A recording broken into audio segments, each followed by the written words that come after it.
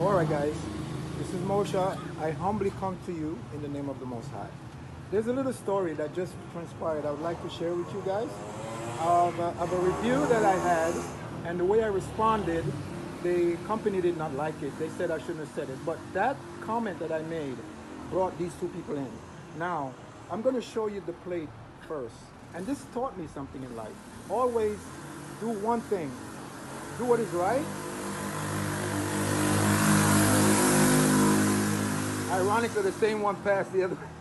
Ironically, you do what is right and do what is sincere in your heart.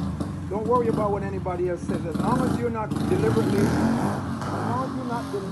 hurting anyone, you do what is right. Because what transpired brought these two people in.